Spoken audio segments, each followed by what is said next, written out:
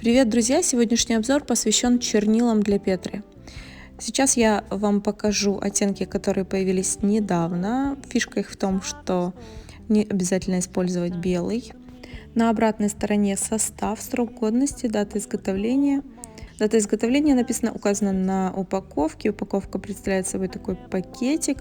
Вот 4.09.20 дата изготовления. Вот такие 15 великолепных оттенков у нас вышли недавно. Это все разбеленные чернила, в которые уже входит белый. Благодаря этому белый капать после цвета не нужно. Золото, серебро, которые тонут в смоле. Тоже потрясающая новинка. Сейчас я беру в руки набор из 12 цветов, включая белый. Это 5-мл флакончики с чернилами. В отличие от разбеленных 15-мл флакончиков, это цвета, которые не содержат белого, поэтому после каждого цвета обязательно или перед ним нужно добавлять белый по инструкции. Это пигментные чернила для смолы, для колировки они тоже подходят. Листочек, который я крутила до этого в руках, это инструкция, руководство по работе в технике Петри. Сейчас я вам наглядно покажу. Для работы мне нужны силиконовые формы глянцевые внутри и смола, естественно, которую я сейчас уже взвешиваю и тщательно перемешиваю. У каждого производителя смолы своя инструкция по смешиванию смолы, поэтому будьте внимательны. Читайте инструкцию перед использованием. Сейчас моя задача протестировать различные виды чернил для Петри, а также совместить их вместе, посмотреть, что выйдет. Я выбираю 3 оттенка, 2 оттенка плюс белый чернил из базовой линейки и разбеленные. Тоже выбираю 3 оттеночка. Здесь мне не нужен белый, я белый не беру. И третий финальный вариант будет уже сделан с разбеленными чернилами и одним из базовой линейки.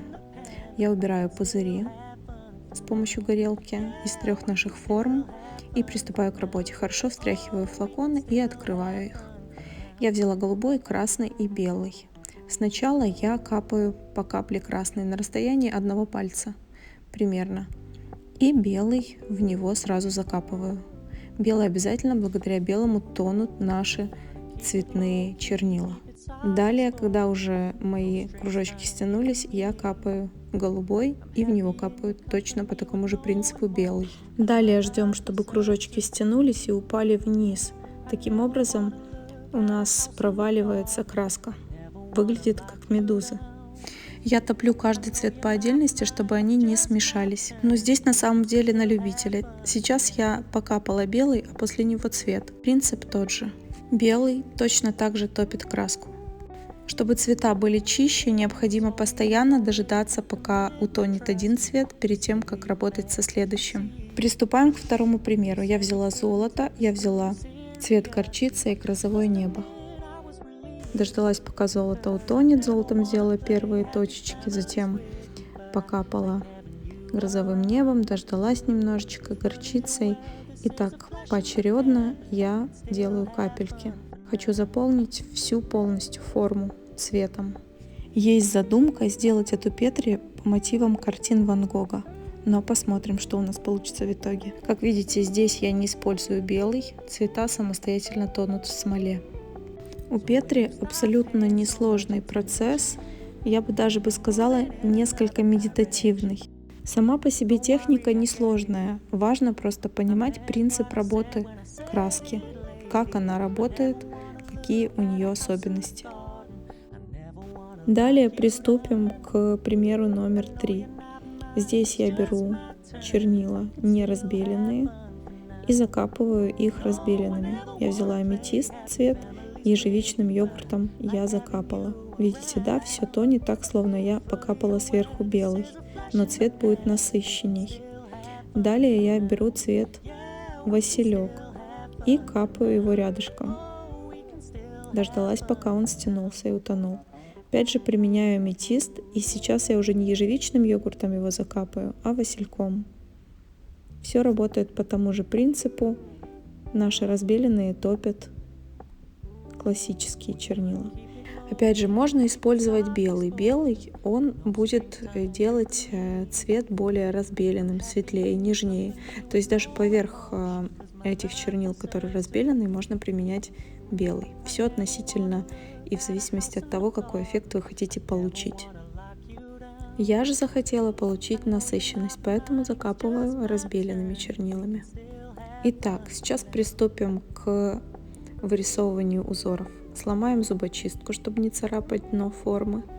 И можно сделать какие-то узорчики красивые, довести там, где не хватает, поправить зубочисточкой. В каждую форму еще можно внести свою лепту. Движения могут быть разные, круговые, в разные стороны, как хотите. Там уже как придумаете и на что способна ваша фантазия. Спустя 12 часов можно посмотреть результаты. Берем первый подстаканчик, который у нас получился. Мы использовали чернила классической линейки с добавлением белого, красный, голубой. И что же у нас тут получилось?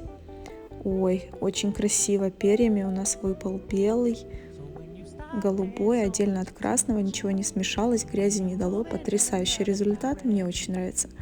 Второй вариант я хотела по мотивам Ван Гога, взяла грозовое небо, золото и горчицу. Это чернила, которые тонут сами, новая линейка. И посмотрим, что получилось. Ну, будем говорить, что результат оправдал ожидания. Очень красивая, полная композиция. Дальше мы брали оттенки ежевичный йогурт, аметист и василек. И посмотрите, какая красота у нас получилась.